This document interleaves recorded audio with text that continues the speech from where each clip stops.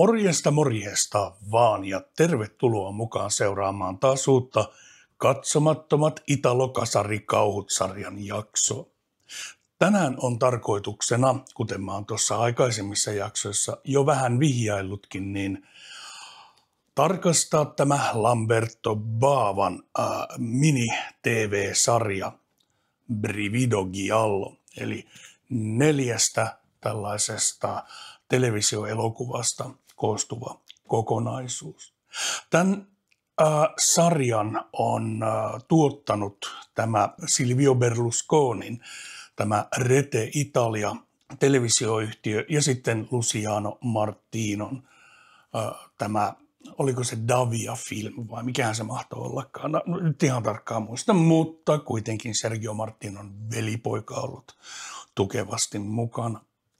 Tämä kokonaisuus niin on siinä mielessä mielenkiintoinen, että siinä missä nämä aikaisemmat katsomattomat elokuvat niin on vähän kompastellut tämän italialaisen televisiosensuurin kanssa, tai käytännössä nämä tuotantoyhtiöt itse on linjannut, että vähän on nyt liian raakaa ja julmaa meininkiä televisioon, ja nämä minun ymmärtääkseni on vähän niin kuin sitten taas tällaista Lamberto Bavan kompromissia nimenomaan siinä suhteessa, että nyt tehdään sitä sellaista oikeasti, aidosti televisioon sopivaa kontenttia.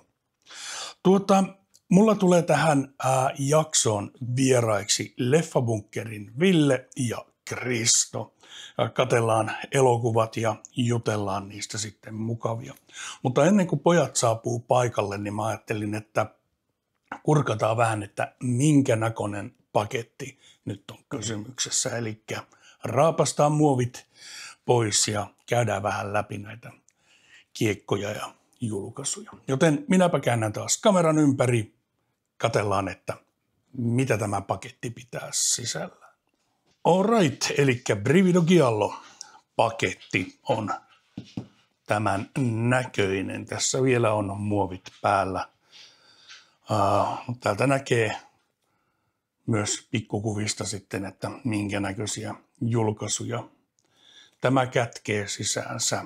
Mutta pidemmittä puheitta otetaan tuosta vähän teräasetta ja katsokaa miten mulla on hieno kääntöveitsi tähän tarkoitukseen. Niin katsellaan sitten, että mitä tämä paketti pitää sisällään.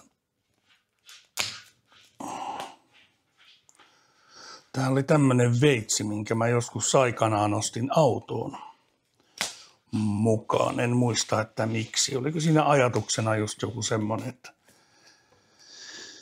että oltiin emännän kanssa innokkaita saunojia ja ajattelin, että jos sattuu semmoinen valtionmetsä sopivasti hollille, mistä sattuisi löytymään koivua, niin lähtisi sitten vihdat matkaan. Mutta sittemmin, tämä on ollut mulla ihan vuosikaupalla nimenomaan siinä merkityksessä, että se on mulla tuolla leffahuoneessa ja sillä sitten availlaan näitä muoveja elokuvista. Että se on vähän niin kuin kynsien jatke. Tosi pätevä väline siihen. Meillä kaikilla on meidän omat. Joillain on luotetut Fiskarsin sakset ja toinen käyttää jotain mattoveista ja mitä nyt onkaan. Mutta hyvä, tämä paketti. Täällä on tämmöinen O-rengas. Tämä onkin ihan hyvä itse asiassa, koska ne J-sliparit, mitä näissä, tai J-kortit, mitä näissä on usein mukana, niin on suorastaan raivostuttavia, jos ajatellaan niin kuin elokuvien säilyttämistä sen jälkeen, kun muovit on poistettu. Mutta tämä on tällainen pikkukortti. Tässä ei oikeastaan mitään kummempaa ole. Tätähän me jo pyöriteltiin, joten kuten huomataan, niin siellä on 4 elokuvaa. Ja sitten taas puolestaan niin minkäänlaista kirjasta, julistetta, mitään semmoista erikoistahan täällä ei ole. Sen unohdin tietenkin sanoa, että kyseessä on Cauldronin julkaisu. Löytyy Cauldronin logo tuosta. Ja ennakkotilasin tämän heti kun ilmoitettiin, että tällainen olisi tulossa. Mutta katsellaanpas sitten, että mitä tämä pitää sisällä. Otetaan ne kaikki tuolta pois. Pahvikuori on jämäkkä ja tosi mainio. Tästä ei niinku toista sanaa.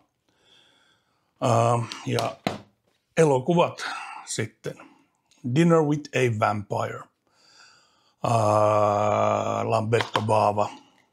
Täältä löytyy sitten, katsotaanpas. Täältä löytyy ihan juliste. Vilkastaanpas, katsotaan saanko mä tämän kokonaan mahtumaan tähän kuva-alalle, mutta tuollainen. Ja siellä ei sitten vaihtoehtotaidetta löydykään, mutta tämä on kyllä tyylikäs. En tiedä, onko alkuperäinen vai onko jotain uusiotaidetta. Löytyy niin ikään, löytyy vaihtoehtokansi, eli tämä on tämän näköinen, niin sieltä sitten löytyy tällainen kansi. Tämä on itse asiassa, mä jotenkin tykkään tästä enemmän. Laitetaanpa tämä tuohon varsinaiseksi kanneksi. Noin. Ja kuten sanottua, sen lisäksi sieltä löytyy pelkästään sitten tämä kiekko. Katsotaanpas sitten nämä extrat. Eli Dinner with a Vampire, tuosta löytyy speksit itse elokuvaan. Tästä löytyy englanti ja italia ääniraidat, mikä on aina tosi siistiä. Enku nämä tekstitykset myöskin.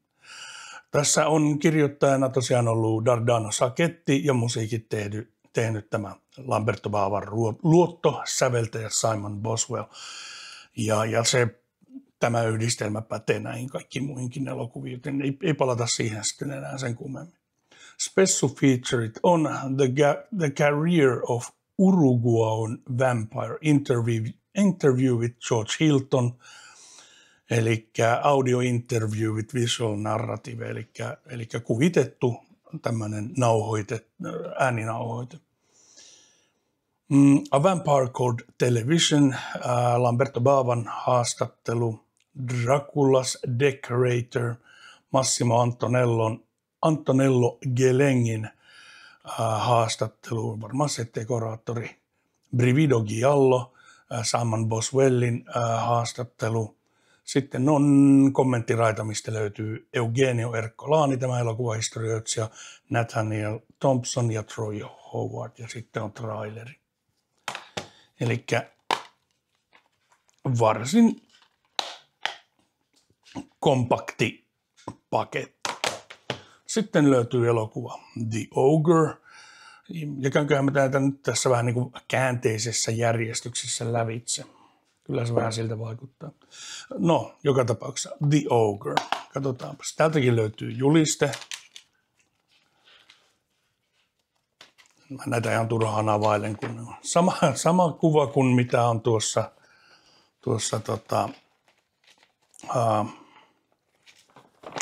mä en edes saanut tätä mahtumaan kunnolla tähän ruutuun, niin ei siitä kummempia. Mutta sama kansitaide joka tapauksessa kuin tuossa, eli tuon näköinen juliste. Julisteen lisäksi ei tosiaan muuta sitten olekaan kuin tuo kiekko.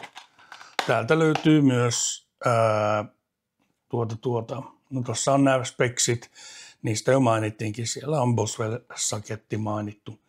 Special features, Master of Ogres, Lamberto Bavan haastattelu, The Ogre's Lair, Massimo Antonello Gelengin haastattelu, eli myös se decorator, joka on varmasti tuon Ogren holvin, mikä nyt onkaan,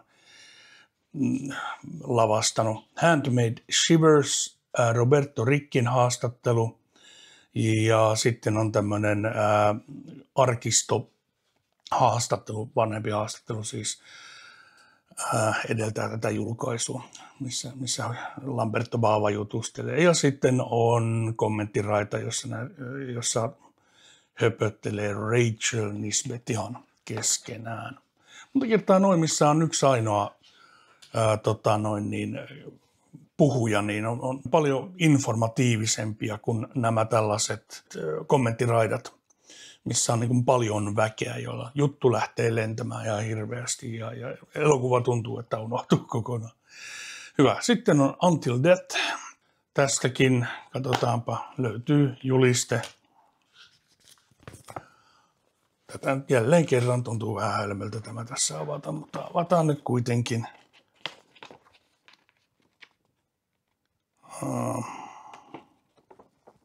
Joo. Ei varmasti päädy seinälle. Ja sitten on kiekko. Itse asiassa palataanpas tänne vielä. Tästä Ogreista me ei katsottukaan vaihtoehtokansia. Elikkä sieltä löytyy tämä alkuperäinen taide. Ja tämä on kyllä niin tyylikäs, että minä laitan sen. Laitan sen tuonne itse kansikuvaksi.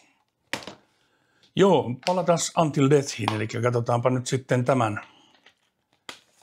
tämän vaihtoehtokansi. Tämä on aika kämänen, melkein tuommoinen 90-lukulainen tämä kansitaide tässä. Tässä on sitten uusiotaidetta. Eipä se kovin ihmeellinen ole sekään.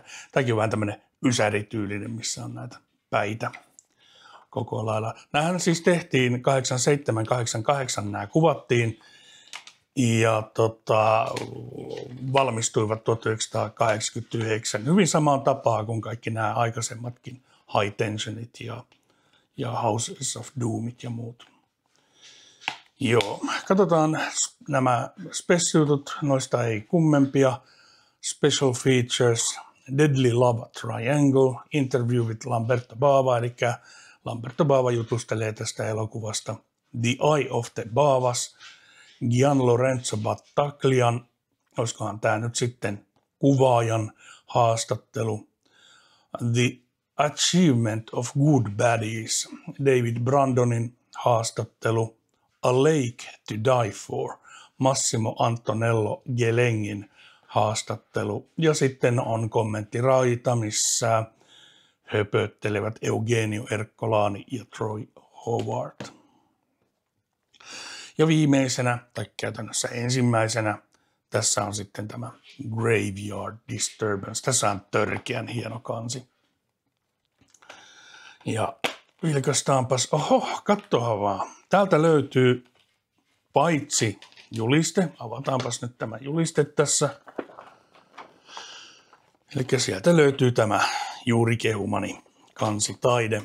On kyllä törkeän nätti. Mutta sen lisäksi täältä löytyy lehdykkä Brivido Giallo. Tämä on vähän tämmönen kaponen ja ehkä, mukavaa, että on jotain sentään kuitenkin. Ja täältä löytyy sitten, siinä on kuvaa, Bava itse. Löytyy erittelyä itse elokuvista. Samat tekstit käytännössä kuin mitä on tässä taiteineen. Ja sitten on Giallo Goosebumps, eli Eugenio Ercolanin artikkeli nimenomaan näistä elokuvista.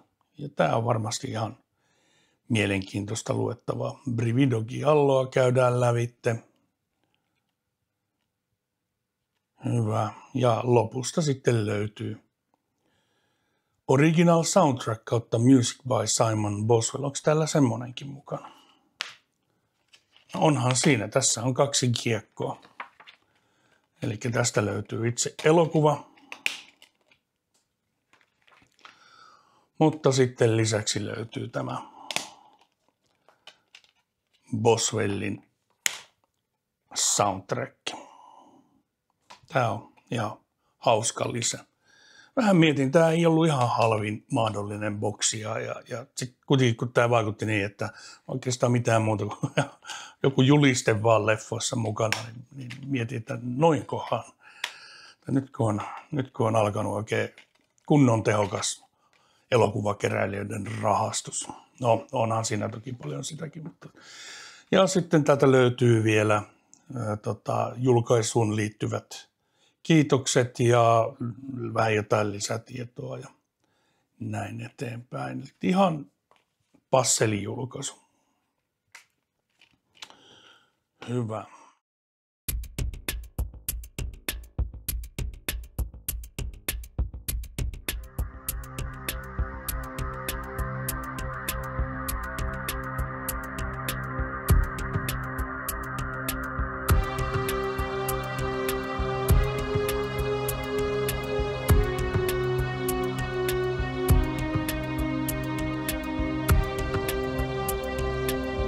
It has been established that persons who have recently died have been returning to life and committing acts of murder.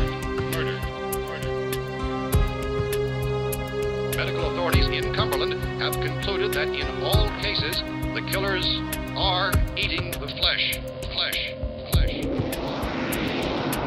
Kill the brain and you kill the ghoul.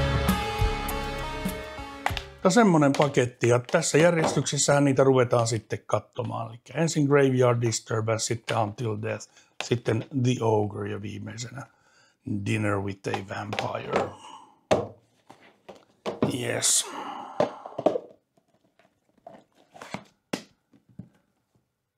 Mutta semmoinen paketti. Tämä on varmasti oikein mukava ilta nyt taas tiedossa. Hyvä, mutta katsellaan, kun pojat saapuu paikalle, niin aloitellaan. No niin, morjesta vaan. Pojat on saapunut paikalle ja päästään tässä sitten elokuvia katselemaan. Ei muuta kuin tervetuloa Leffabunkerin Villelle. Kiitoksia. Ja Risto Kiitoksia. Paikalla. Brivido Giallo. Aloitetaan ensin muutamalla sanalla. Onko nämä Brivido Giallo televisiotuotantojen niin elokuvat teille millä muotoa entuudestaan tuttuja? Mulla on tosiaan, mä oon nähnyt 3/4, eli Until Deathia mä en ole nähnyt, loput mulla on DVD-julkaisuina. Ja huonolaatuisena toki, että siis tää oli iso motivaatio osallistua, koska halusin nähdä nämä ihan kunnon laadulla.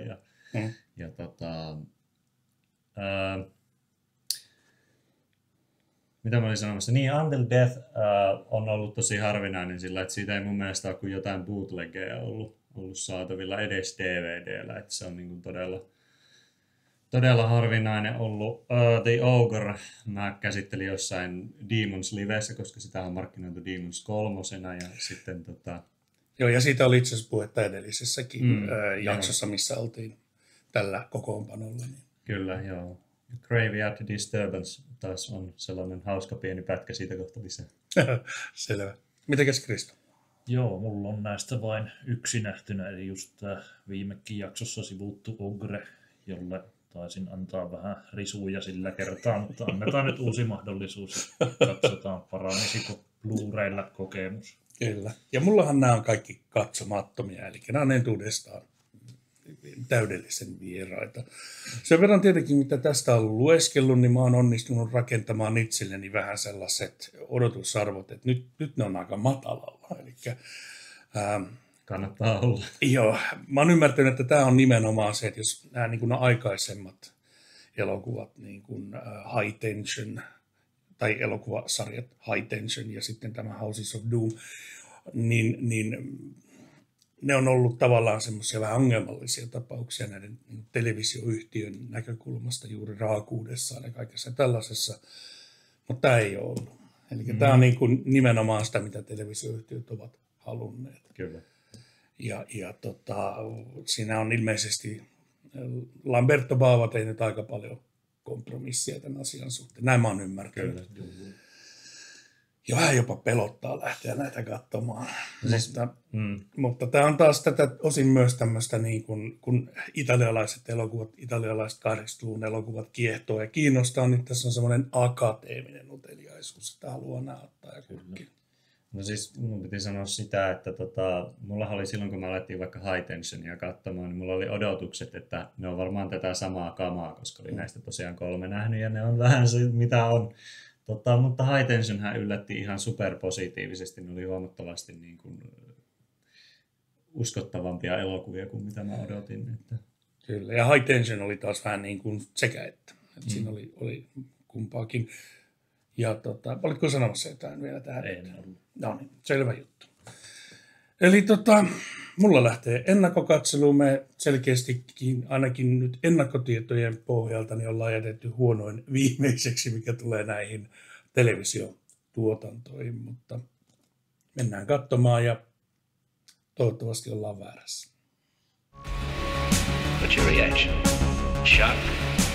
Horror? Sympathy? No.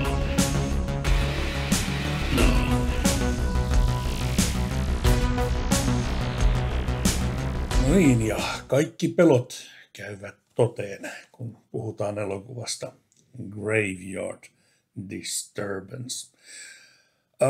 Ennen kuin mennään fiiliskierrokseen, niin käydään vähän läpi, että mistä tämä elokuva kertoo. Ville, tämä on sulle tutumpi elokuva, niin haluatko vähän alustaa, että missä me mennään noin juonen osalta? No siis lähtöasetelmahan tässä on tällainen, että tällainen nuorisoporukka ryöstää kaupan, jossa on muuten Lamberto Bava on tämä kaupan myyjä sitten, tekee cameo-roolin siinä. Ja he pakenee sitten tänne hautausmaan takamaille sellaisella pakettiautollaan. Ja sitten siellä tapahtuu kummia asioita siellä metsikössä, siellä näkyy kaikenlaista ja löytyy outoja jalanjälkiä ja hevoskärryt ajelee siellä ja kaikkea kummallista. Sitten löytää semmoisen vanhan talon, jossa on paljon savua ja valoja ja viettää siellä sitten yötä. Mutta sitten keskellä yötä he herää siinä ja huomaa, että siinä onkin tällainen taverna alakerrassa, jossa on kummallista porukkaa ja siellä sitten heille esitetään haaste, että se, joka viettää yön kryptassa tuolla tavernan alapuolella, niin saa tällaisen kulta-aarteen. Mikä se oli tämä juttu, että se tarina jotenkin tosi epäloogisesti meni aina sinne asti, että joku oli yrittänyt ryöstää Juudaksen haudan. ja potti oli kasvanut aina niistä päivistä saakka. Kyllä. Ja niin, sitten mennään sinne kryptaan ja haahuillaan siellä. Siinä loppuu oikeastaan juoni. Kyllä. Se ensimmäinen näytös on käytännössä sitä niin kuin kaupan ryöstöä ja sitä niin kuin build-upia. Ja 2 viimeistä näytöstä on ihan puhdasta haahuilua siellä kryptassa. Joo, näin se vaan juoni menee. Ja asetelmahan on, kuten tuossa vähän alustettiin, niin on vähän tämmöinen teini-elokuvamainen. Teinejä on pääosissa, ajelee oikein unelmapakettiautolla, joka on maalattu tosi kuuliksi. Siellä on kojelaudassaan pieni telkkarikin ja siinä on valtava semmoinen boombox vai miksi sitä kutsutaan, tämmöinen mankka, soittaa kovaa musiikkia. Jokaisen teinin unelma.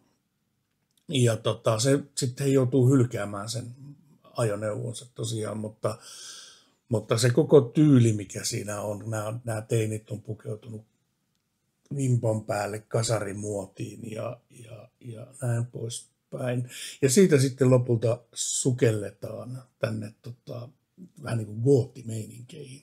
Voisiko sanoa melkein näin, että se elokuvan alkupuolisko niin oikein tuoksahtaa, haiskahtaa ja maistuu semmoiselle, niin kuin, mitä mä kutsun superkasariksi.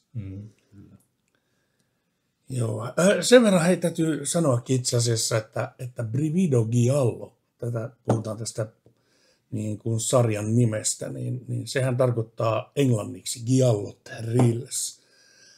Ja sitten taas, miten se nyt suomentaisi, Giallo Sävärit. Voisi olla ehkä semmoinen nykysuomennos. Ja kuitenkin tämä on hyvin goottivaikutteinen elokuva ennen kaikkea, että tämä ei missään nimessä lähesty gialloa, ei niin kuin millään tasolla. Kaukana ollaan sekä gialloista että sävääreistä. Kyllä, mutta se taas toisaalta kielii siitä, että miten niin goottikauhu oli silloin, kun tämä on tehty, niin tavallaan semmoinen passé juttu, se ei ollut kovin seksikästä siinä, missä gialloisten taas oli, ja sille tätä giallona sitten markkinoitiin. Mä en ole Until Deathia nähnyt, mutta noista näkemistä niin oikeastaan niin kuin mikään ei mene lähelle gialloa, että sitä ei kannata odottaa. Aivan. Joo, mutta sitten fiiliksi, miten tämä upposi Kristus teikäläisellä? No, kuten sanoit, niin tuo alkupuoliskon superkasari-meininki upposi todella hyvin ja myöhemminkin pidin varsinkin lavastuksista ja sitä miljöistä, missä liikuttiin, mutta valitettavasti sorruttiin aika hurjan paljon siihen haahuiluun, että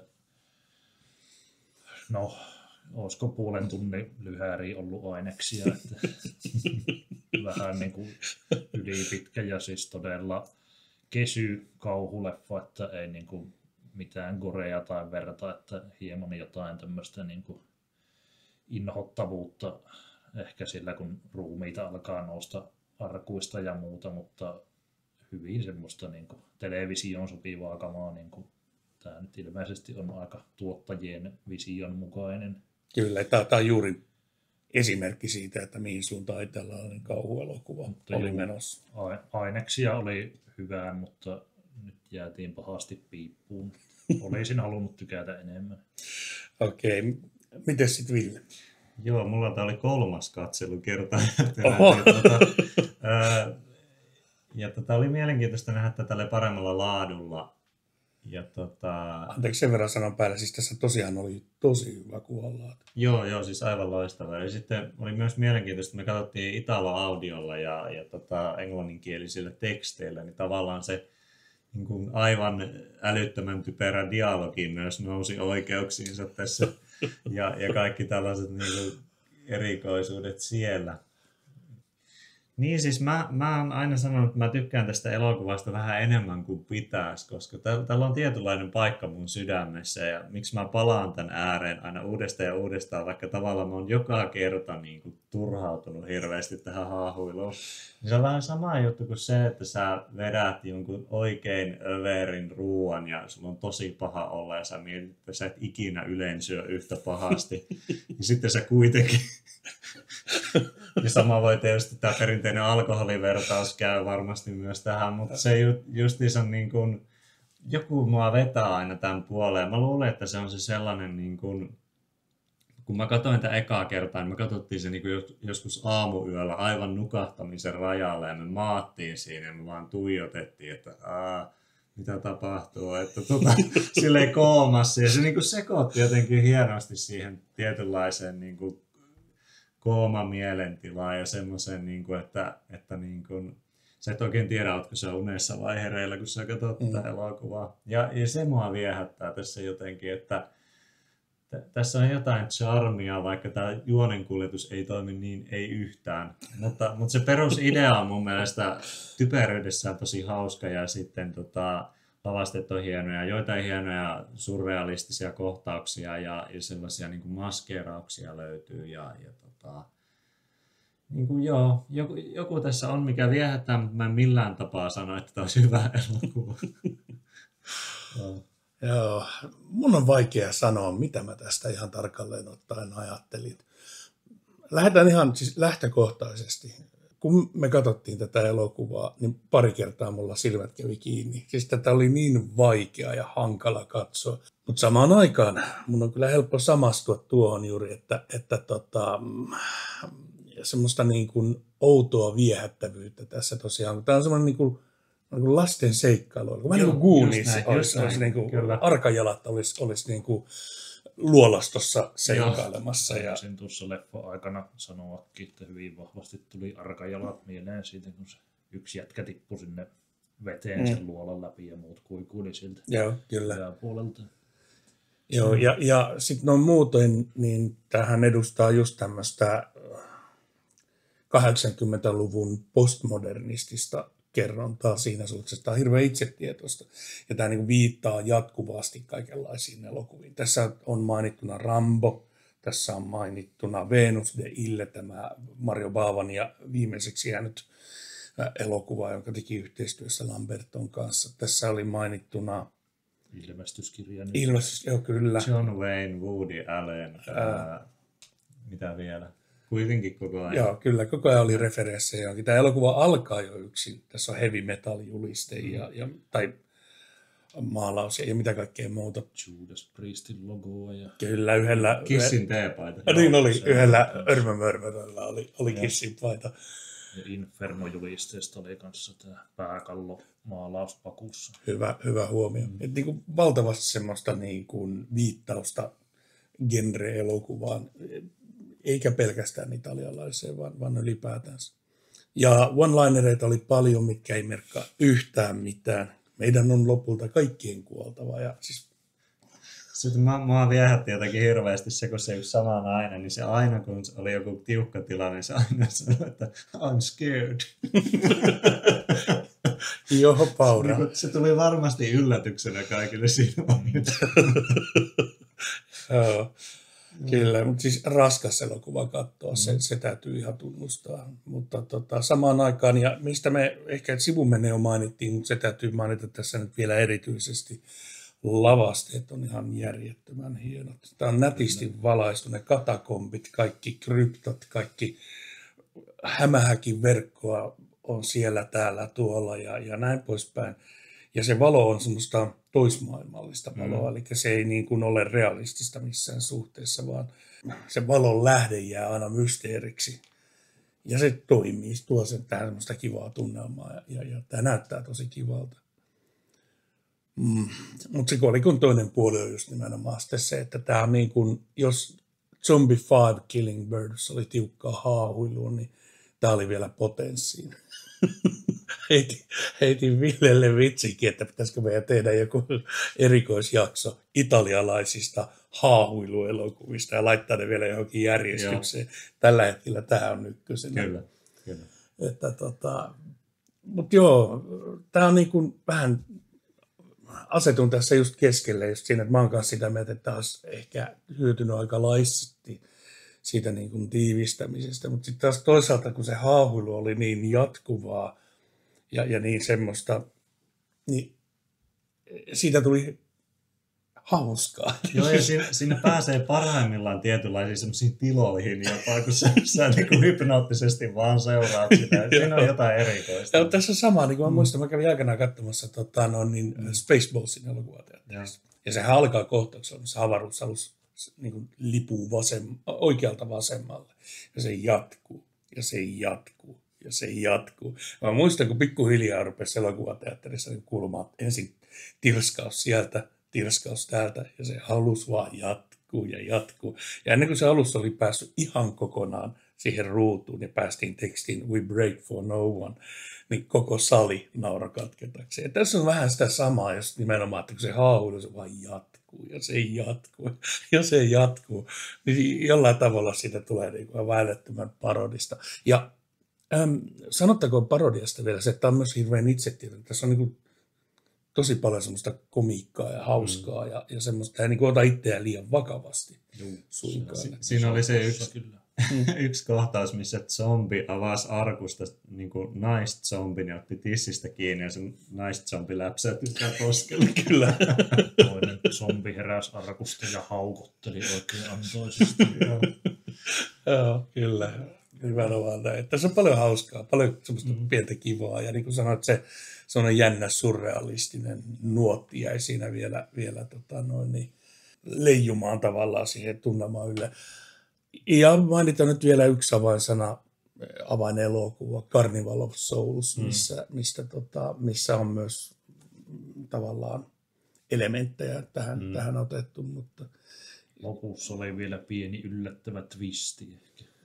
Kyllä.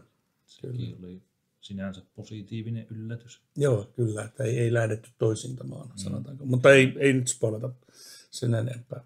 Mutta mielenkiintoinen katselu, tyytyväinen siihen, että se on nyt katsottu. En tiedä, milloin tulee uusittua uudelleen, mutta Kokeile seuraavan kerran joskus 3 aamuyöllä. Sitten sä ymmärrät, että kaikki avautuu. Joo. Hyvä. Täytyy kokeilla. Kiitos suosituksesta ja vinkistä. Joo. Mutta tämä, niin kuin sen tosiaan sanoi, että tämä, niin kuin, siis, tämä oli ihan tosi hyvälaatuinen julkis. Tätä oli kiva katsoa ihan jo pelkästään sen kuvan laadun vuoksi. Tämä oli siis mielenkiintoista myös päästä tosiaan niin, tälleen puhumaan tästä porukalla, koska mulla oli aikanaan tarkoitus tehdä tästä siis video ja niin kuin kertoa tästä erikoisesta suhteesta, niin tähän elokuvaan pääsin sen nyt tässä tekemään. No niin. Samalla näin hyvällä laadulla, kiitos siitä.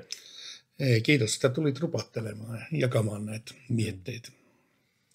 Sen verran mä tästä sanon, mä luin jostain myös semmoisen varsin valitettavan tarinan. Jotenkin tuli ihan sääli ohjaaja Lamberto Bavaa.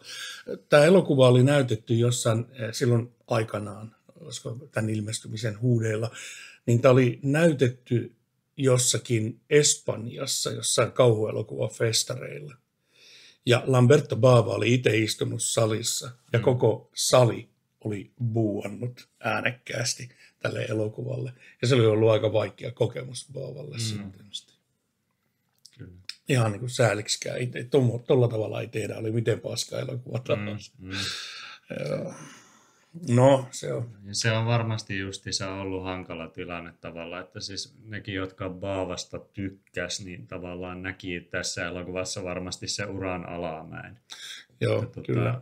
Ne sitten ehkä reagoi vähän brutaalilla tavalla, mutta tavallaan siinä on se varmaan se logiikka taustalla, että hieno tekijä on nyt alentunut tällaiseen. Se on juuri näin. Ja kuten sanottua, niin Bava on varmasti joutunut tekemään aika paljon kompromisseja TV-yhtiön kanssa tätä tehdessä, että sikälikin ymmärrän, että harmittaa tuommoinen, että ei ole oman vision mukainen teos ja siitä saa sitten kuraa niskaan. Kyllä, ja Lambertohan tavallaan myi sielunsa televisiolle, eli hän on tuonut esillekin juuri nimenomaan sen, että kun elokuvateatterit rupesi katoamaan yksi toisensa jälkeen, ihmiset ei käynyt enää teatterissa, niin hän näki sen positiivisena asiana, että telkkariyleisö on iso. Ja että hänen elokuviaan, kun hän työstää niitä telkkariin, niin niitä näkee ainakin niin kuin hirvittävä määrä ihmisiä. Kyllä. Ja niin kuin, ihan niin kuin ymmärrettävä pointti sekin tietenkin. Ja mikä on taas ajankohtainen suoratoisto keskustelun myötä. Hyvä pointti. Vastaavia kannanottojahan on muistaakseni kuullut ohjaajilta, jotka on niin kuin ottanut avosylin vastaan tämän suoratoiston. Että aina kaksiteräinen miekka toki. Toki, joo. Ihan totta. Hyvä juttu. Mutta sitten meidän pitäisi varmaan valita tuo seuraava. Eli oliko se nyt sitten järjestyksessä seuraava, eli Until Death. Oliko tämä just nimenomaan se, mitä sä et ole nähnyt? Joo, mä en ole nähnyt. Alright, niin tämä on vähän vaikea tässä lähteä sen kummemmin alustamaan. Katellaan elokuvaa ja jutellaan sitten, että mistä se kertoo ja mitä siinä tapahtuu. Kyllä. Yes. What's your reaction? Shock? Horror? Sympathy?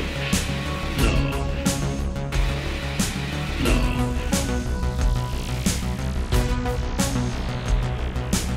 Seuraavaksi sitten tosiaan katseltiin elokuva Until Death, tai alkuperäisnimeltään Per Sempre, mikä kääntyy aika pitkälle niin kuin ikuisesti.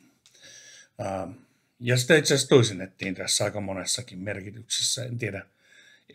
Palaamme ehkä aiheeseen, jos muistetaan. Mutta elokuva kertoo tämmöisestä pariskunnasta, miehestä ja naisesta, jotka ovat elokuvan alussa, perustetaan tämä kohtaus, niin ovat murhanneet tämän naisen aviomiehen. Ja elävät sitten tällaista mukavaa elämää tällaisessa merenranta motellissa kautta kahvilassa kautta ravintolassa, jossa käy aktiivisesti sitten asiakkaita ja mies työskentelee keittiössä ja nainen toimii tarjoilijana ja viihdyttää sitten asiakkaita. Ja alkaa pikkuhiljaa selviämään sitten, että tämä nyt ei ole niin ruusuilla tanssimista tämä heidän parisuhteensa. Siihen sisältyy paljon lähisuuden väkivaltaa ja kaikkea sen tuon tällaista. Ja sitten eräänä päivänä, ja se piti vielä mainita, että tällä naisella on sen edellisen aviomiehensä kanssa niin sitten lapsi, joka tässä on vielä mukana kuviossa. Mutta eräänä kauniina päivänä sitten, tai no itse asiassa edessä on niin kaunis päivä, eräänä sateisena, synkkänä ja myrskyisenä yönä, niin tänne ovelle tulee kopsuttelemaan tämmöinen kulkija ja pyytää yösijaa. Ja siitä sitten tämä mies tässä suhteessa niin vastustaa tätä, että meille tulee mitään kulkijoita, ja tämä nainen taas ajattelee, että ilman muuta, että autetaan toista hädässä, ja niin tämä sitten saapuu osaksi heidän tätä niin kuin arkeaan, koska lopulta päädytään tilanteeseen, että tämä palkataan sinne keittiön töihin ja näin poispäin. Mutta kuitenkin siinä sitten alkaa pikkuhiljaa paljastua kaikenlaisia. Tämä kulkija tietääkin sellaisia asioita, mitä sen ei pitäisi tietää, juuri nimenomaan tästä mahdollisesta murhasta ja kaikista siihen liittyvistä asioista. Ja sellaisia pieniä vihjeitä tulee sieltä sun täältä. Ja tämän naisen ja sen miehen välillä alkaa pikkuhiljaa semmoinen niin kuin vainoharhainen spekulointi siitä, että mitä tapahtuu ja onko heidän tämä salaisuutensa tässä nyt paljastumassa ja niin eteenpäin. Ja se on itse asiassa todella taidokkaasti mun mielestä rakennettu tämä tunnelma ja kaikki tämä. Mutta tämä on se peruskonsepti, mistä lähdetään sitten eteenpäin elokuvaa vähän niin kuin aukaisemaan. Mutta mitenkäs Ville, mitenkäs se niin kuin noin yleisellä tasolla sulle? Mun mielestä, jos ei oteta huomioon tiettyjä tällaisia niin kuin toistoja ja rytmitysongelmia lopussa tai loppupuolella, niin mä tykkäsin tästä itse asiassa todella paljon. Että tää oli, no sanon taas tämä vanha juttu, että enemmän oikea elokuva kuin esim. Edellinen, koska tässä yritettiin ihan oikeasti tehdä sellaista jännäriä ja mysteeriä luoda, että siinä oli ihan hienoja juttuja ja miten se tavallaan kutoutui sitten hiljalleen tämä niin vainoharha siinä kasvoi ja miten se lähti siitä purkautumaan sitten, että onko tämä kulkija nyt sitten mikä miehiään oikeasti ja miten hän tietää heistä näitä asioita. Tämä oli mun mielestä positiivinen yllätys. Tai siis mä tiesin, että tämä olisi silleen paremmasta päästä näitä, mutta kyllä mä tykkäsin yllättävän paljon. Joo. Mitenkäs Kristo loppasi? No joo, samoilla linjoilla oikeastaan, että todella hienosti rakennetaan tällaista murhamysteeritunnelmaa, tai ei nyt varsinaisesti se murha ole siinä mysteeri, vaan tämä niin kuin kolmiodraama, mikä tähän kehittyy ja kuka on tämä salaperäinen ovelle tulija. Ja se pitää vielä mainita tuosta juonesta, että tämä naisen poikahan näkee jatkuvasti tällaisia aika graafisia painajaisia siitä, että hänen murhattu isänsä nousee haudasta hakemaan häntä mukaansa. Hän ei siis tiedä, että isä on murhattu, vaan luulee, että on lähtenyt pitkälle matkalle ja hylännyt heidät. Mutta joo, hienosti rakennettu tämmöistä thrilleritunnelmaa ja kokonaisuutena niin kuin tosi vahva, mutta ehkä pikkusen just nuo rytmitysongelmat vaivaa, että vähän voisi niin kuin virtaviivaistaa ja rytmittää paremmin. Ja ihan lopussa nyt spoilaamatta mitään, niin lähti mielestäni vähän liian korkealentoiseksi toi juonen kuljetus, että onko se nyt niin kuin totta vai kuvitelmaa ja ei niin kuin oikein pysy kärryllä siitä, että missä mennään. Siihen olisin ehkä jotain niin kuin ronskilla kädellä suoraviivaistamista kaivannut, mutta kyllä väkevästi ollaan plussan puolella ja pidin paljon enemmän kuin tuosta ensimmäisestä elokuvasta. Joo, ja lisään vielä tuohon sen, että tässä on tosi vahvaa juuri sitä niin kuin syyllisyyden konseptin tutkiskelua. Että se oli hienoa.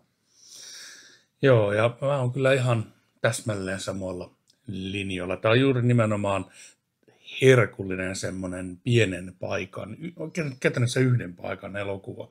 Kaikki pyörii tavallaan siinä, niin kuin siinä ravintolan ja sen yhteydessä olevan sen heidän asuinkiinteistönsä niin hujakoilla ja näyttelijöitä on kohtalaisen vähän, että siinä on nimenomaan se protagonisti nainen, hänen väkivaltainen miesystävänsä, heidän poikansa ja se lapsi. Ja sitten ulkomaailmaa edustaa tavallaan nämä ravintola-asiakkaat, joiden kanssa sitten tämä nainen ja mies käy aina kommunikaatiota ja jota kautta tavallaan he reflektoi, että mitähän ulkomaailma heistä tietää ja sieltä aina kylvetään kaikenlaisia jotain epämääräisiä lauseita, mitä poliisi saattaa kysyä. Vakioasiakas siis, että ei ole erikseen tullut sinne hohailemaan. Mutta kuitenkin, että joku yksittäinen lause saattaa sitten jäädä niin kuin vaivaamaan ja sitä spekuloidaan sitten iltaiselta vuoteessa. Ja siis niin kuin tosi hienolla tavalla rakennettu semmoista tiivistä tunnelmaa. Juuri nimenomaan, kumpi sen sitten mainitsikaan, mutta sen nimenomaan sen syyllisyysnäkökulman kautta. Ja samalla sen on myös semmoista jännää ambivalenssista juttua, että niin kuin esimerkiksi se protagonisti oli äärettömän pidettävä ja semmoinen niin kuin sympaattinen niin kuin ihminen ja jotenkin tuntui hirveän vaikealta se ajatus, että se on sotkentunut ylipäätänsä tämmöiseen niin kuin problematiikkaan. Exposition tasolla hänen motiivinsa ja kaikki muut vaikuttimet tuodaan kyllä tässä esille, että sekin on, että sitä ei jätetä vaan ilmaan roikkumaan, että kyllä se niin kuin kaikki on mietitty hyvin tarkkaan. Ja niin kuin se tarkkaan mietintä niin näkyy juuri nimenomaan siinä, miten eheä kokonaisuus tämä on. Että niin kuin kaikki liittyy kaikkeen. Ja nyt mä palaan takaisin siihen Per Sempre elokuvan nimeen Forever. Miten se saa niin kuin eri yhteyksissä sanottuina erilaisia merkityksiä. Ja se toistuu halki elokuvan tasaisesti, jolloin tavallaan niin kuin siinä tulee semmoinen jännä kehämäinenkin vaikutelma. Ja siis se on niin kuin se on oikea elokuva. Et ei niinkään semmoinen niin kuin B-roska-elokuva tai B-kauhuilu, vaan niin kuin oikeasti tiivistunnelmainen thrilleri, jossa on hyvin väkevä kauhuelementti läsnä. Ja sitten tietenkin täytyy sanoa niistä vaikutteista, niin tuossa puhuttiinkin, kun elokuvaa katsottiin, että tässä niin kuin näkee selkeästi, niin kuin, että Baava on esimerkiksi tästä elokuvasta Shock lainannut jonkun verran. Esimerkiksi tämä pihakeinu ja tämä paneasia näkevä lapsi, joka myös sitten puhuu osaltaan tai on kommunikoinut tälle kuolleelle isälleen ja kaikkea tällaista. Et se on niin kuin, se palailee sinne päin ja se, mistä tämä elokuva on vielä erityisen tunnettu, en puhuta vaikutteista, mutta Roberto Curti korostaa, että tämä on se elokuva, joka rikkoi Lucio Fulcin ja Dardano Sacchetin välit. Eli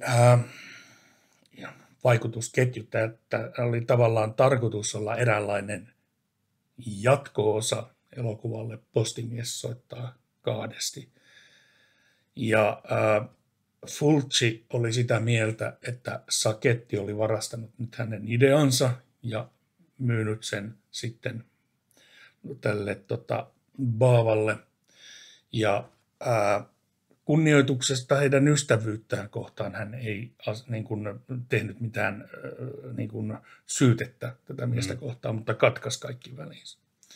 Kun sitten taas Sacchetti katsoi, että hän on kirjoittanut sen käsikirjoituksen, totta kai projektia varten, mihin oli suunniteltu, että siinä olisi Fulci mukana, mutta siitä ei koskaan tullut yhtään mitään.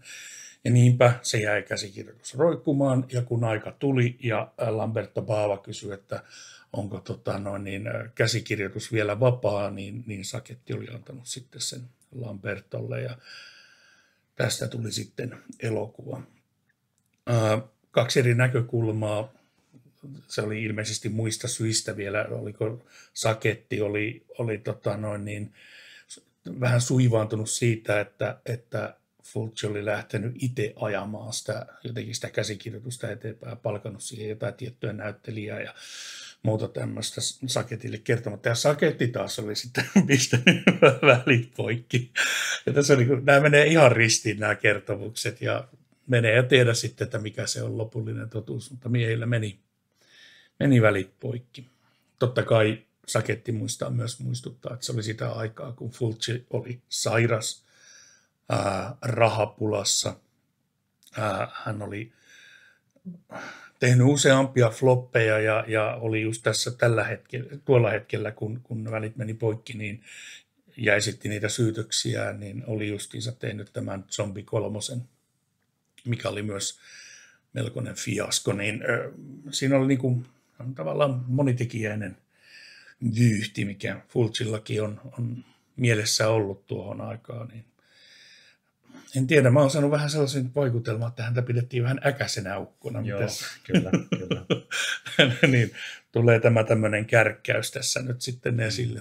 Ja ilmeisesti tosi katkeroitunut kaikkia kohtaan, että kyllä sen yleensä kun vanha mies katkeroituu oikeastaan kaikkia kohtaan, niin siinä vaiheessa tuollaiset tarinat ei ole hirveän uskottavia sitten, että vika oli täysin muissa ja kyllä. Näin edespäin. Eli suurella todennäköisyydellä meidän on syytä olettaa, että Saketin tarinassa on ehkä vähän jotain sitä todellisuuspohjaa. Eihän näitä koskaan tiedä. Joo, mutta palataan vielä elokuvaan. Näyttelijäsuoritukset oli mun mielestä todella upeita, ja siis tässä näytteli aivan julmetun upean näköinen nainen, joka mun täytyy nyt luntata täältä. Gioia Scola näytteli tässä. Ja oli pakko, vaikka elokuva pyöri kankaalla, niin monien häiriksi oli pakko ruveta vähän googlettelemaan. Niin ainakin hän on näytellyt tässä Atlantis Interceptorsissa ja oliko jossain Giallossakin, mikä just hiljattain katteltiin tässä sarjassa. Nyt en muista nimeä valitettavasti ja niin poispäin, mutta upea ilmestys. Joo, ja sitten David Brandon oli, joka on näytellyt muun muassa Stage Frightissa, ja mikä se toinen oli?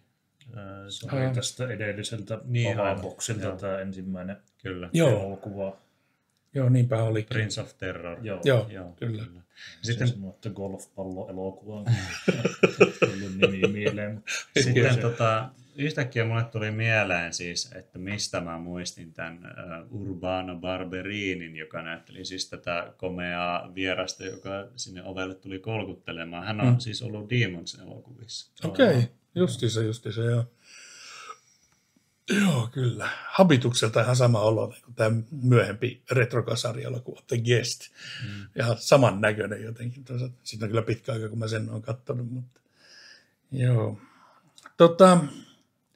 Joo, mä oon kans vähän samaa mieltä tämän elokuvan lopetuksen suhteen vielä, jos siihen palataan. Että tosiaan siinä ei niin kuin langanpäät jotenkin solmiutunut yhteen. Että tässä niin kuin, jos ottaa huomioon, miten upealla tavalla tässä niin kuin rakennetaan niitä jännitteitä ja pedataan tavallaan tietyllä tavalla semmoista niin kuin loppujuttua. Niin se loppujuttu, niin spoilaamatta mitään, mutta se siitä oli vähän antiklimaattinen. Vähän juosten kustu fiilis kyllä. Kyllä, joo. Ihan totta. Siinä oli tavallaan hyviä ideoita, mutta ne oli vähän niin kuin sitten pyöritelty niin pitkälle, että ne ei enää toiminut. Joo. Siinä oli ehkä liian montakin ideaa yhtä aikaa. Totta. Ja ollaanko me kuvauksesta puhuttu jotain? Ei ole vielä. Aika toimivaahan toi oli tässä. Lähinnä just siinä on se, että kun se oli se yksi tila, mitä oli hyödynnetty, niin se oli sillä tavalla niin kuin sen geografia toimi kivasti. Että aina ties, missä ollaan.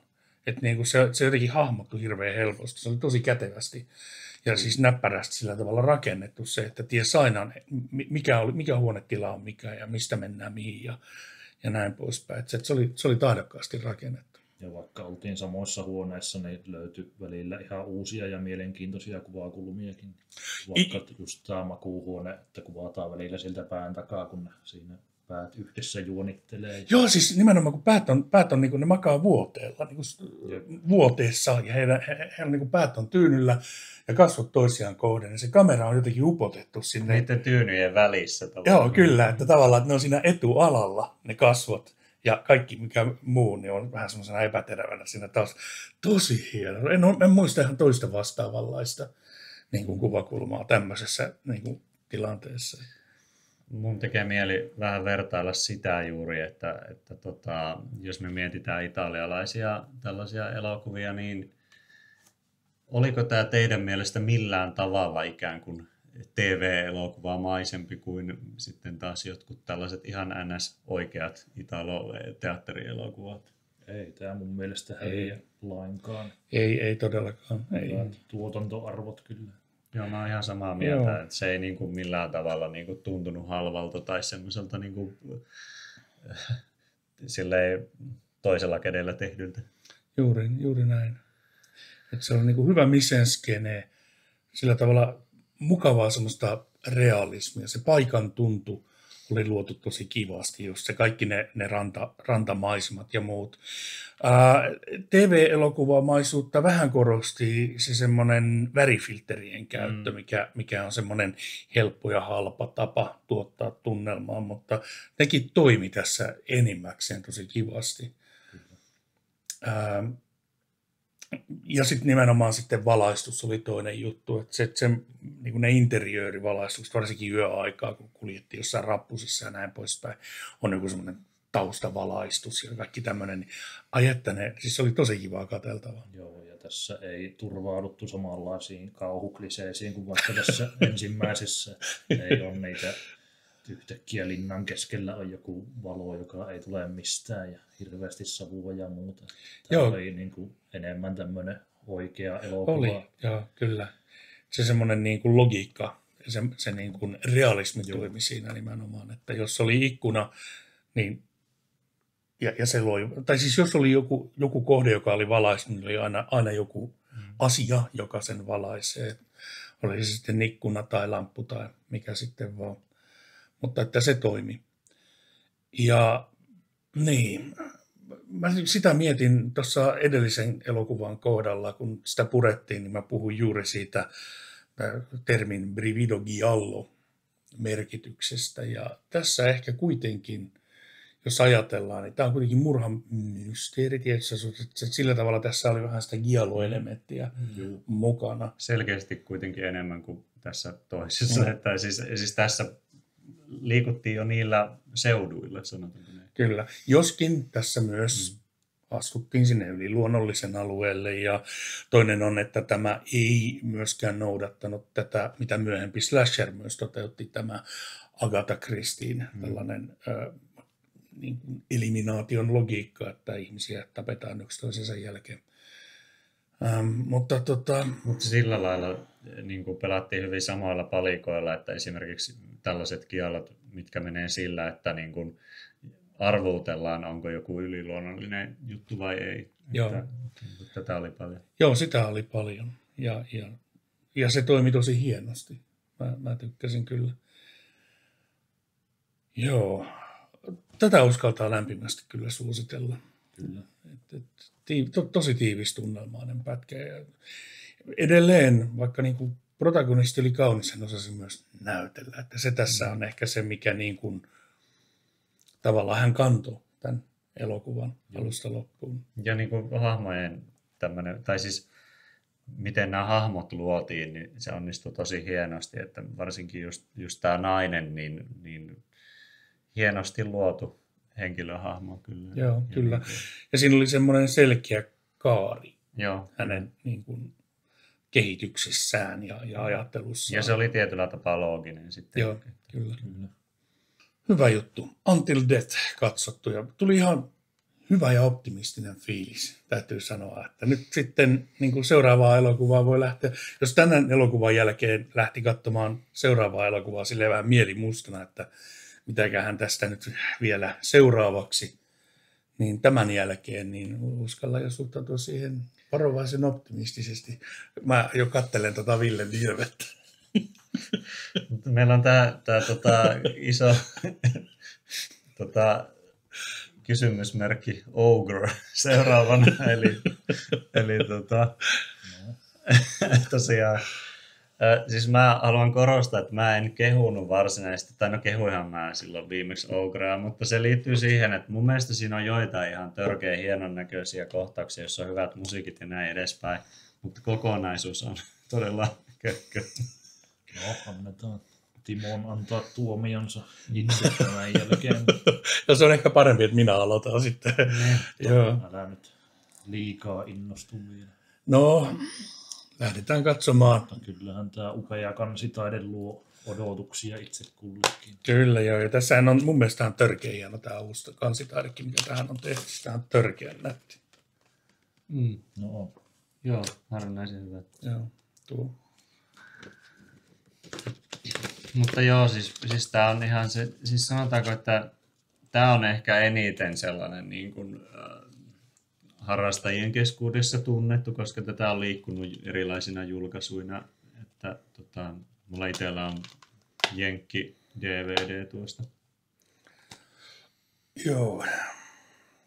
Ja nimenomaan ehkä sen takia levinnyt niin laajalle, koska tätä markkinoitiin Demons 3, että mikä ei todellakaan pidä paikkaansa. Mutta... Ai hyvänen aika. Joo. Selvä juttu. Lähdetään katselemaan sitten The Ogre. Ja jutellaan sitten, että oliko se minkämoinen. Yes. What's your reaction? Shock? Horror? Sympathy? No. No.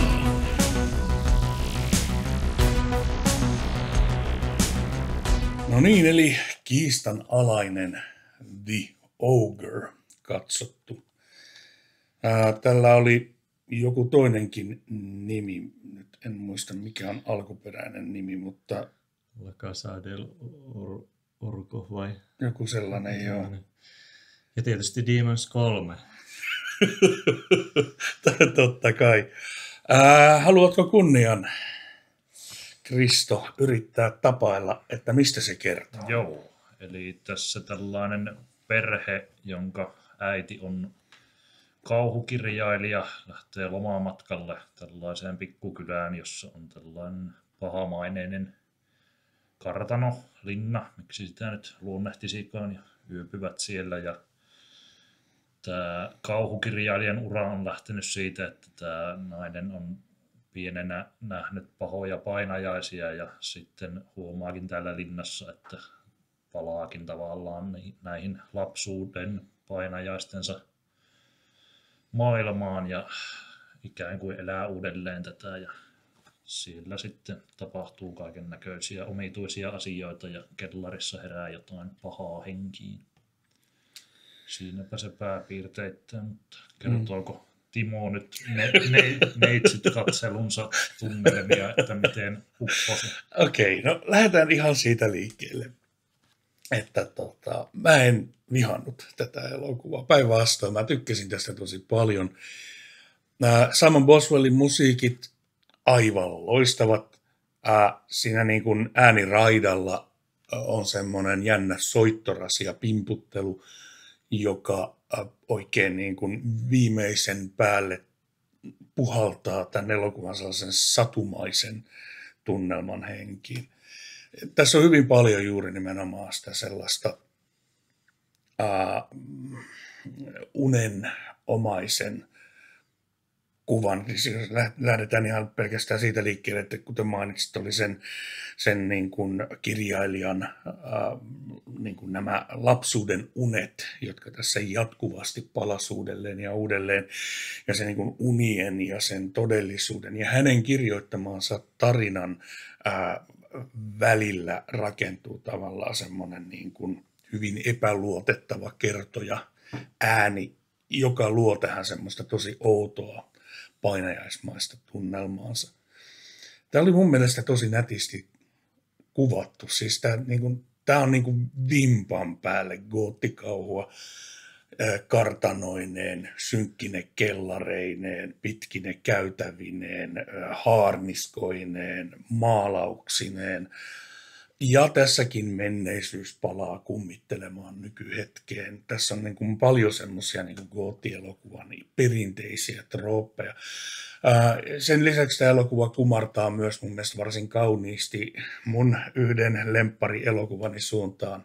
Puhutaan Cocteaun elokuvasta Beauty and the Beast, ja tässä on niin kuin hirvittävän paljon sitä sellaista samaa.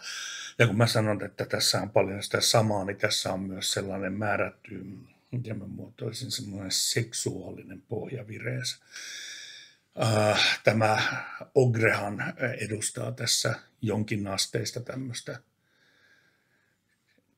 alitajunnassa jossain piilevää tämmöistä seksuaalista halua, ja tämä nainenhan nimenomaan sitten taas kokee, että se on se jokin, joka vainoaa häntä. Mä tykkäsin tästä tavasta, jolla tämä oli toteutettu. Ei pahaa sanaa. Mä viihdyin alusta loppuun asti. Ensimmäinen pari näytöstä on oikeastaan ehkä tämän elokuvan parasta antia. Ehkä se kolmas näytös on vähän silleen, taas ehkä vähän kiireellä sillä tavalla kokoon kyhätty, mutta niin kuin kokonaisuutena tämä oli kyllä mulle itselleni ihan niin kuin nappikatselmus. Ikävä tuottaa pettymyspaille. En liity teidän jengiin nyt tässä. Mä oon aina sitä mieltä, että jos viihtyy elokuvan parissa, niin se on ainoastaan positiivista. Että... Kyllä. Ja täytyy siis omana kommenttina sanoa, että mä tykkäsin tästä toisella kerralla nyt enemmän kuin ekalla kerralla. Mähän ehkä annoin negatiivisia sanoja tuossa aiemmin tietyistä jutuista. Samalla sanoin, että tykkäsin älyttömästi joistain jutuista.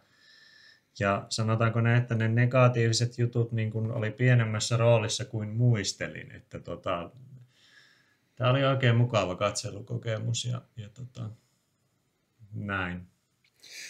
Sä sanoit viimeksi, kun oltiin tällä kokoonpanolla ja keskusteltiin ja puheen alla oli tämä elokuva Ogre, että se lähti sulla hyllystä veksi. Juu. No mikä se on nyt tämä tilanne? Lähtisikö ja tulisiko se takaisin? Vähän joudun ehkä syömään sanojani tässä, että tämä oli todellakin parempi kuin muistelin, mutta tosiaan se elokuva alkupuolisko dominoi aika vahvasti, että siellä on niin kuin ne parhaat tunnelmapalat ja just tämmöistä niin kuin näitä painajaisten ja linnahaahuilun avulla tunnelman rakentamista, että se loppupuolisko sitten ei niin kuin ihan yllä sinne, mihin voisi mennä. Ja suoraan sanottuna tuo hirviö ei mun silmiin näytä ollenkaan pelottavalta, että kun se sillä välillä hölkkäilee ja pyörii ympäriinsä, niin se ei ole kauhean uhkaava, mutta siis paljon hyvää ja tosiaan tuo soundtrack oli äärettömän upea ja pidin kyllä paljon enemmän toisella katselukerralla kuin ensimmäisellä. Mutta vähän se loppu jää sillä piippuu, että hienosti kuvattu ja hyvät ainekset ja kyllä tämän parissa viihtyy, eikä se ala vituttaa missään vaiheessa. Mä allekirjoitan kyllä niin kuin tuon Ogren sen maskeerauksen, että se oli kyllä niin kuin, se oli ehkä vähän uskottavuutta.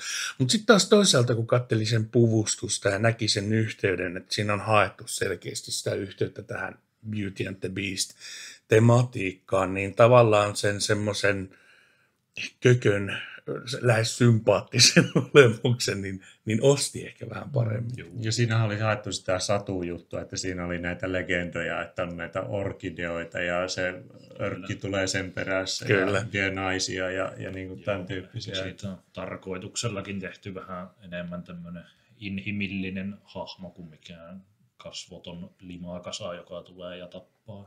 Ja tämä on niin kuin mielenkiintoinen sävyltä, että tämä on vähän niin kuin tällainen. Tässä on tämä lapsen näkökulma vahvasti, ja tämä on tällainen satufantasia vähän yhtä lailla kuin kauhuelokuva, että tämä on vähän niin kuin monimutkaisempi sillain, niin kuin pistää yhteen lokeroon. On. Ja bongailtiin myös aika paljon, jos ajatellaan tällaisia satumaisia elokuvia, niin löytyy myös yhtäläisyyksiä esimerkiksi tähän Argenton Inferno. Tässä on niitä vedenalaiskohtauksia ja kaikkia muita tällaisia, jotka nekin oli ihan niin kuin tosi nätisti toteutettuja. Just nimenomaan kun ne musiikit sai taustalla ja siellä on niitä luurankoja ja kaikki, ai että hidastuksena kuvataan, kun naisen hiukset hulmoaa siellä vedessä. Mä olin ihan myyty.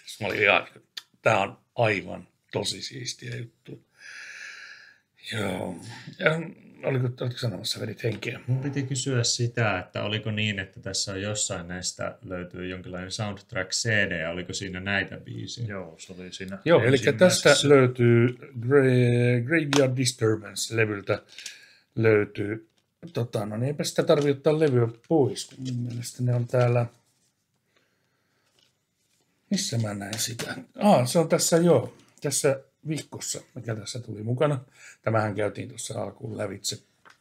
Niin täältä löytyy soundtrack. Ja kyllä, The Ogre Titles ja Main Team.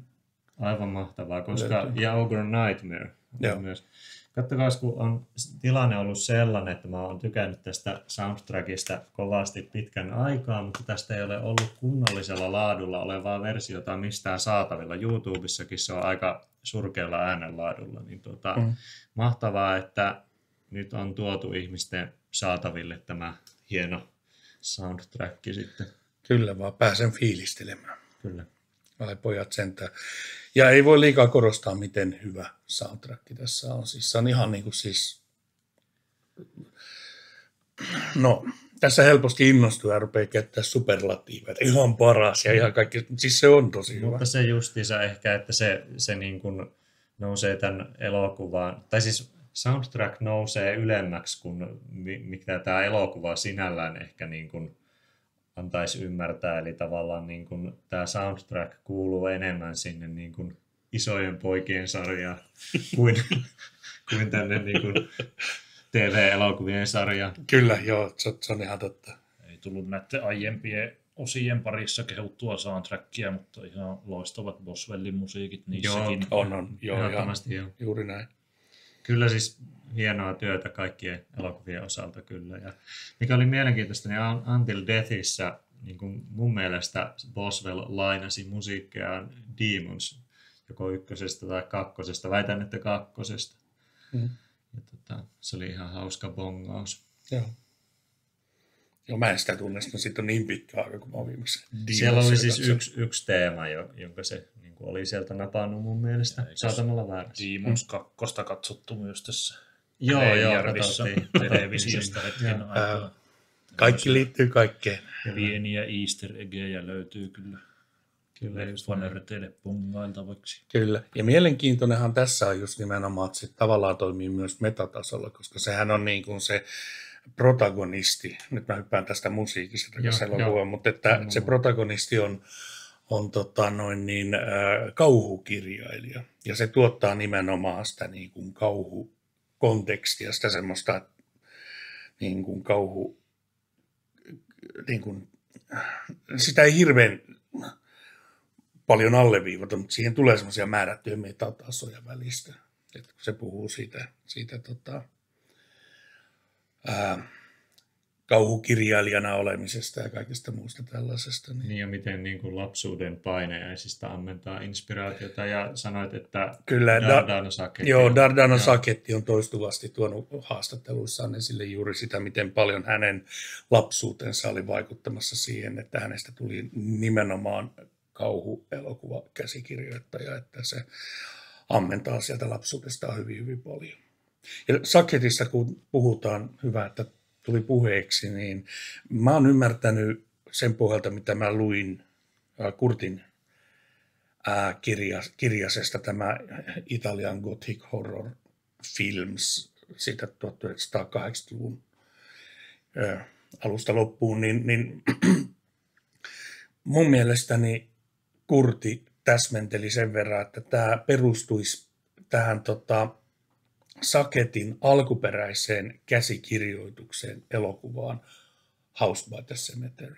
Eli Lucio Fulci oli muuttanut sitä Sacchettin käsikirjoitusta omaan elokuvaansa niin paljon, että nyt Sacchetti pääsi tavallaan tätä kautta kirjoittamaan auki sitä omaansa. Joo. Ja siis oliko tämä se, missä oli lapsi nimeltä Bob? Kyllä. Eli siis joo. Eli käytännössä kyllä mä huomasin paljon samoja elementtejä. No on ainakin on talo. Joo, kyllä. Tässä tapauksessa linna. Fulcilla iso omakotitalo.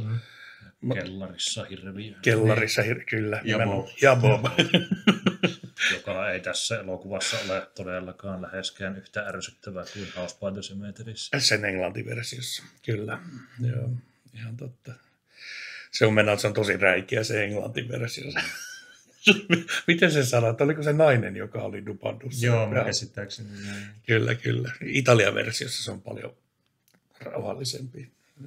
Italian audiolla onneksi. Joo, hyvä. Vieläkö on pojilla jotain Ogresta lisättäviä? Ei, pisteet nousi. Tämä on ihan positiivista kyllä. Mukava yllättyä tälleen positiivisesti. Joo, ja Mielellään myöntää olleensa liian raju mielipiteessään aiemmin. Että joo. kyllä. Mäkin muistan, että tämä olisi turhauttanut enemmän niin sanotusti. Että mä tykkäsin viimeksi alkupuolesta, mutta mä muistelin, että tämä loppu olisi saanut mut suorastaan niin kuin väsähtämään. Mutta tällä kertaa ei. Oli ihan mukava katsella. Mitäpä luulette, paljonko oli vaikuttamassa kuvan laatu se, että pääsi niin kuin nautiskelemaan kaikista niistä yksityiskohdista? Kyllä, tämä oli huima parannus siihen rupulaatuiseen DVD, jolta se on aiemmin tullut katsottua. Että Joo, varmasti se kiinnosti niin kuin katseluintoa tällä kertaa. Ehdottomasti, joo, kyllä. Mulla oli ehkä vähän parempi laatuinen DVD, mutta ei sellaista, niin kuin, mitä voisi kehuskella. Että, tämä oli aivan toista luokkaa. Todella hyvä kuvanlaatu. Joo, tämä on kyllä. Näissä on kaikissa ollut tähän asti. Että Caudron on tehnyt kyllä hyvää työtä. Jees, hyvä. Mutta sitten olisi vielä yksi elokuva täällä kotelossa. Ja sehän olisi sitten tällainen kuin Dinner with a Vampire, josta en ihan hirveästi tiedä, mutta vampyyriteemalla nyt ainakin mennään. Joo, siis mä sen verran ehkä mainitsen, että tässä on tosiaan se...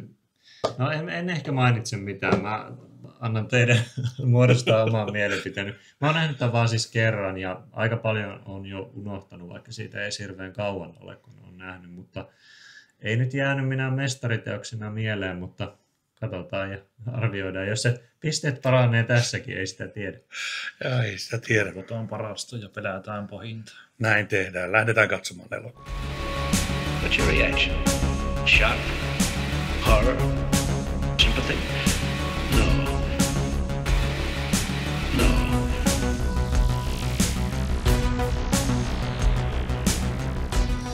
No niin, ollaan nyt päästy sitten tämän rupeaman viimeiseen elokuvaan ja päätettiinkin leffailta nyt tällaiseen komedialliseen nuottiin elokuvalla Dinner with a Vampire, jonka juoni oikeastaan on aika, ja täsmennelkää jos jotain keskeistä nyt unohdan, mutta juoni on ihan yksinkertaisuudessaan sellainen, että joukko nuoria näyttelijättäriä, tanssijaa, mitä kaikkea muuta hakeutuu tämmöiseen niin kuin, miksi sitä kutsutaan, ei mennäkään sanoa pääsykokeisiin, vaan tämmöiseen haastatteluun, auditointiin. Koe-esiintymiseen. Koe-esiin, kiitos, sitä juuri haen. Rupeaa kello jo olemaan. Niin koe-esiintymiseen tämmöiseen mahdolliseen elokuvaan, ja jonka ohjaaja on tämmöinen heidän kaikkien valtavasti arvostama kaveri, jonka on tehnyt tähtiä kaikista ihmisistä, jotka on hänen elokuvissaan ollut. Ja he sitten saa kutsun tänne hänen tämän ohjaajan kartanoon, jossa sitten muutaman mutkan kautta selviää, ja tämä on elokuvan varsin alkuvaiheessa jo, ei nyt spoilaa mitään, käy selväksi, että ohjaaja on vampyyri. Ja ruokapöydässä sitten siinä aterioidessa hän kertoo, miksi hän on tämän porukan sinne linnaansa kutsunut. Hän asuu tämmöisessä itämaistyylisessä linnassa, jossa on semmoista islamilaista ornamentteja ja tämmöistä ihan törkeä hienoa ne interiörit, niin tullaan siihen myöhemmin. Hän joka tapauksessa siinä ruokailun yhteydessä kertoo, miksi hän on heidät kutsunut. Eli hän on vampyyri, mutta se ihmispuoli hänessä itsessään haluaisi päästä jo haudan lepoon, mutta vampyyripuoli hänessä niin estää sen, että hän tekisi itsellensä mitään. Ja niinpä hän sitten antaa tämän yön näille ihmisille aikaa, että heidän pitää löytää keino tämän vampyyrin tappamiseen, tai jos he epäonnistuu, niin tämä tekee heistä sitten jonkinasteisia yön hirviöitä ja sen tuon tällaisia. Ja siitä lähtee sitten ralli käyntiin. Sen verran vielä täsmennän tosiaan, että nämä tällaiset perinteiset elokuvista totutut troopit ja vampyyrin tappamiskeinot eivät toimi, vaan että se koko elokuvan ydin on juuri siinä, että tämän porukan pitää löytää se, mikä se on se keino saada tämä vampyyri nyt sitten hengiltä. Paljon juostaan, kohelletaan paikasta toiseen, tilasta toiseen. Tämä on kuitenkin italialainen elokuva. Ja italialainen komedia. Kyllä, juuri näin. On vielä oma juttusa. On. Se on. Aika vähän näitä italialaisia komedioita on sillä tavalla tänne meille tippunut, vaikka se on niin kuin ajatellaan Italiassahan se on varsin suosittu elokuvan lajityyppi ollut. Ja sinällään ihan kiinnostaisi näitä päästä näkemään enemmänkin. Mutta nyt tämän elokuvan, tämän komedian kohdalla, lähdetäänkö vaikka taas Kristo, miten se elokuva nyt sitten upposi?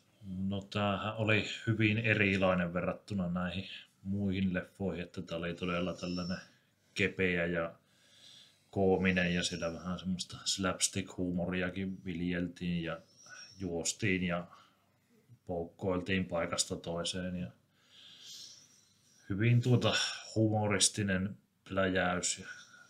No en nyt ehkä kärkikastiin tästä nelikosta nostaisin, mutta ihan ok, jos näin voisi luonnehtia, että tykkäsin niin nimenomaan tuosta interiööristä ja tosi hieno kartanomiljöö ja näyttelijäsuorituksetkin oikein mukiin meneviä, mutta ehkä olisin toivonut vähän enemmän kauhua, enkä ihan näin kevyyttä komediaa. Kyllä. Mutta siitä plussaa, että tässä oli gorea jonkin verran, vaikka sekin nyt oli melko tämmöistä kevyyttä ja kieliposkessa toteutettua, mutta verta kuitenkin roiskui enemmän kuin missään muista näistä elokuvista.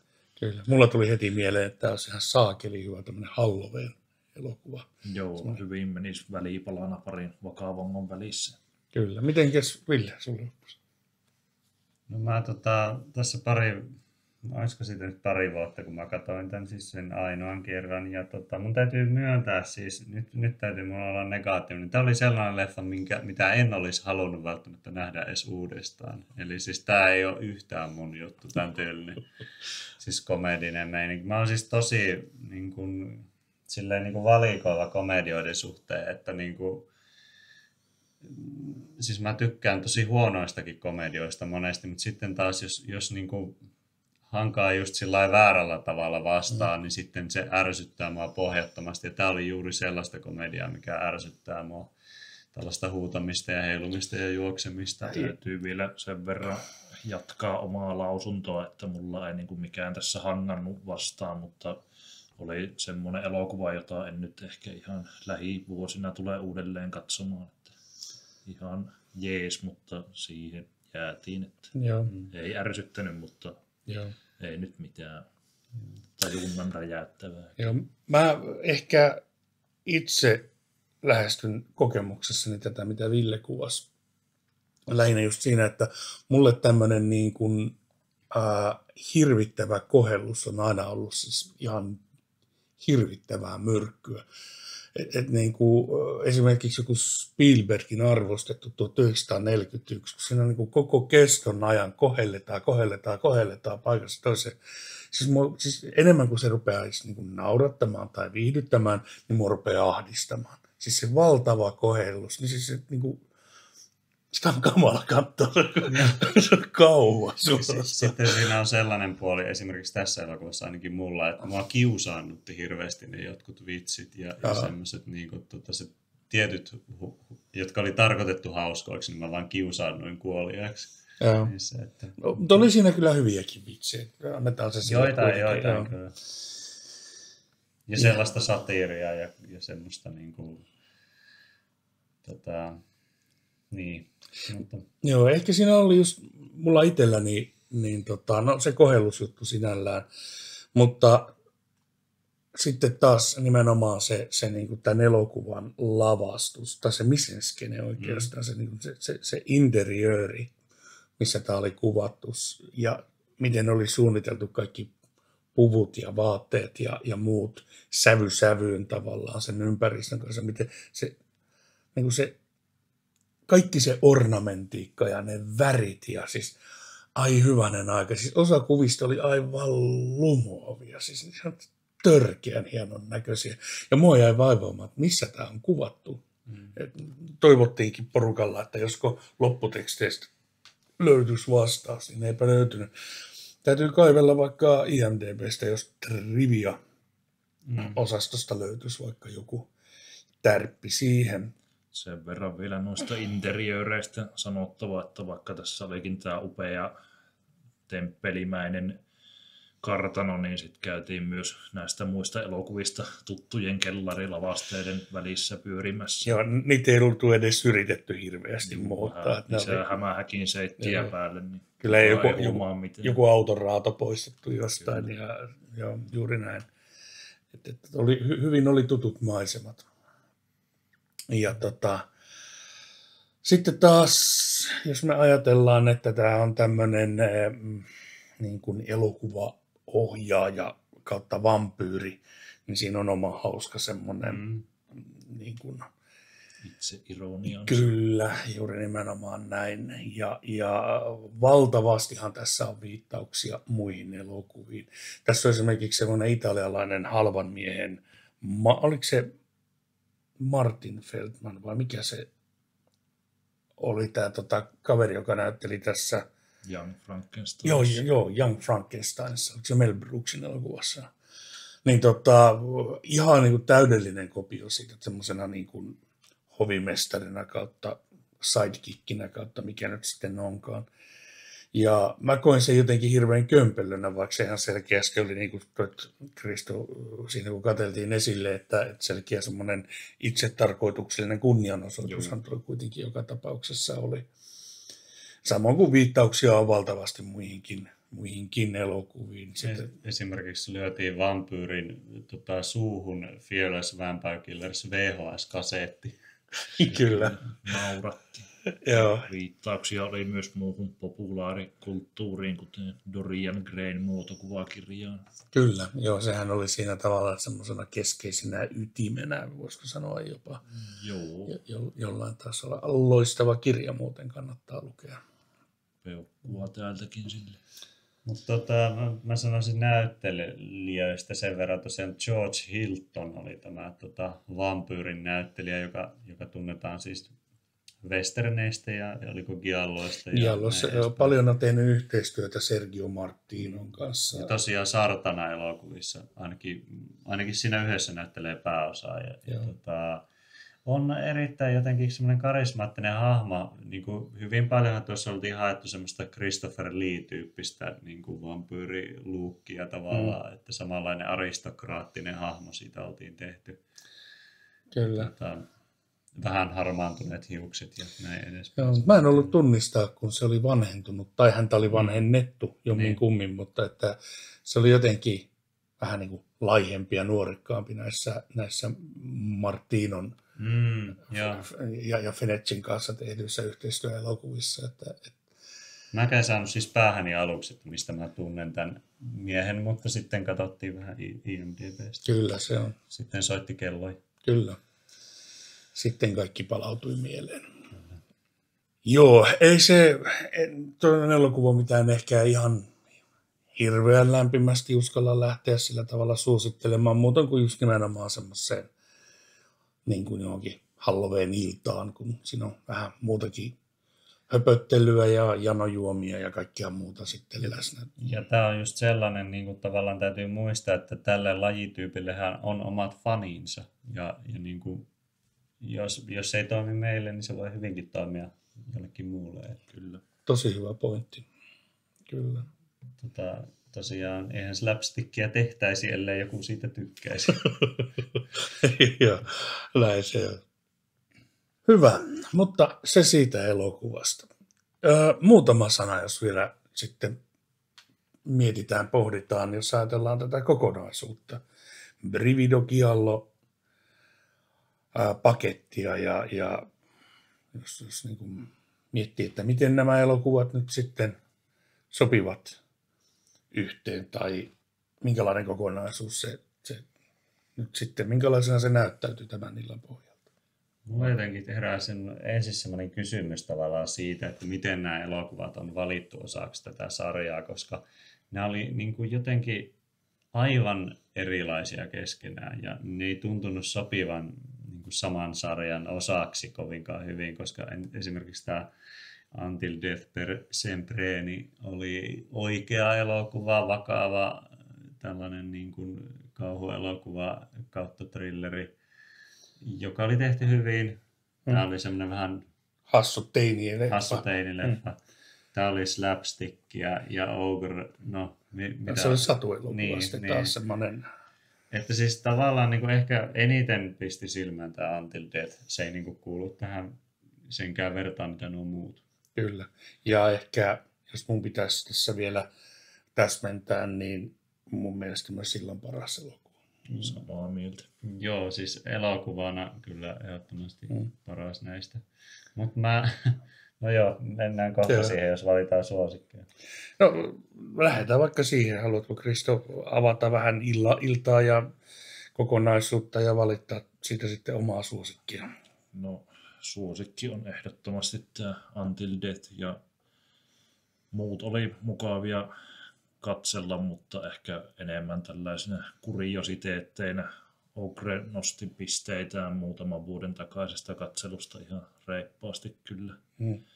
Kokonaisuutena ihan hyvä boksi, mielenkiintoinen Italo-kauhufanille.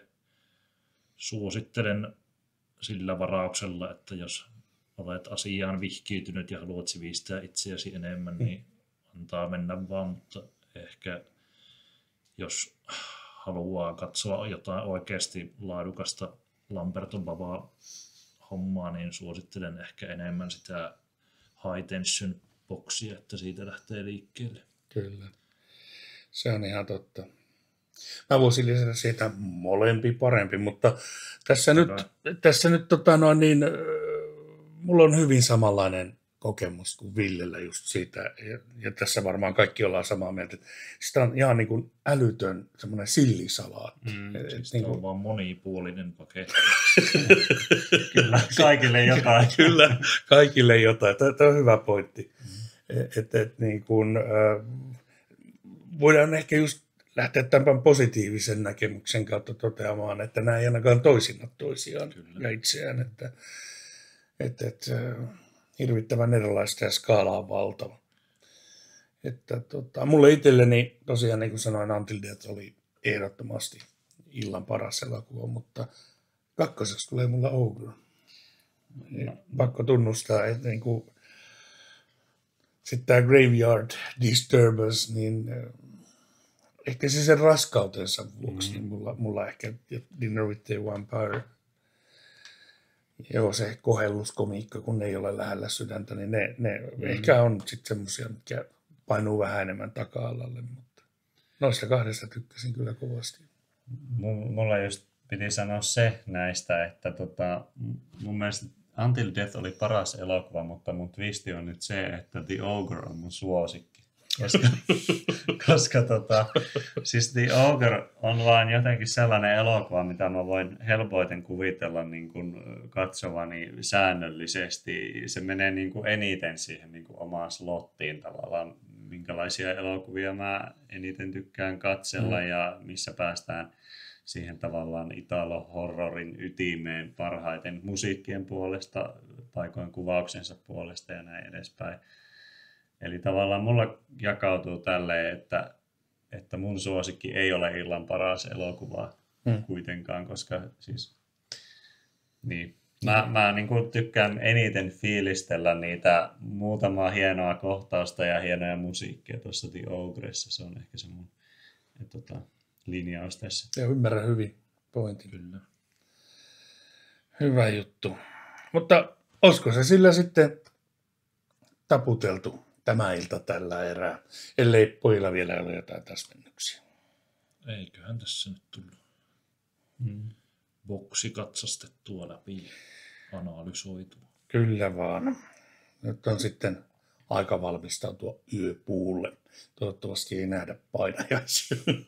Mutta kiitoksia Ville, kiitoksia Kristo. Kiitos. Oli mukava taas turistan näistä ja katsella leffoja porukalla. Mutta me palataan taas seuraavassa jaksossa. Siihen asti morjes. Moi moi. Morjes.